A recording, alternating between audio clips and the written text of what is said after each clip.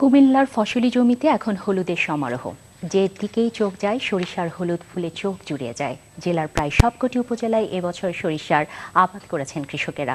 আমাদের কুমিল্লা জেলা সংবাদ প্রতিনিধি মোহাম্মদ মিজানুর রহমান চৌধুরীর একটি রিপোর্ট।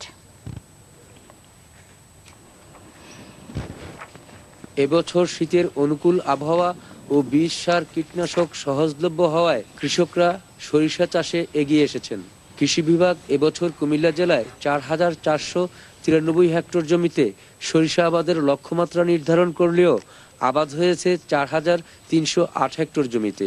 বেলে, দোআঁশ ও পলিমাটিতে সরিষার আবাদ বেশ ভালো হয় বলে কুমিল্লা সদর উপজেলার আমরাতুলি ইউনিয়নের বেশ কটি গ্রামে এবছর ব্যাপক সরিষার চাষ হয়েছে। সরিষা কোনো লস নাই, মানে লাভজনক একটা ফসল, আর এটা সময়ও কম লাগে, অল্প সময়ে চলে আসে।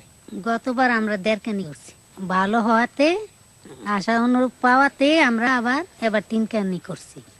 বোরো চাষের জন্য এখনো বেশ কিছু সময় হাতে রয়েছে, আর এই সময়ে পতিত জমিতে সরিষা আবাদ করে বাড়তি লাভের আশা করছেন কৃষকেরা।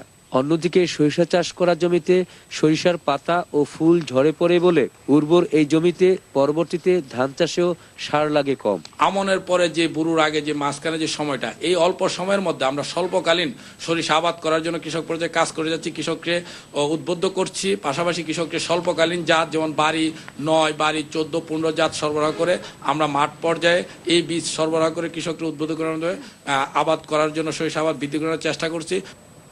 সরিষা আবাদ করে নিজেদের পরিবারের ভোজ্য তেলের চাহিদা মিটিয়ে বাকিটা বিক্রি করতে পারলে যেমনি বাড়তি আয় হয়, তেমনি সরিষার খৈল গোখাদ্য ও গাছ জ্বালানি হিসেবে ব্যবহার করা যায়।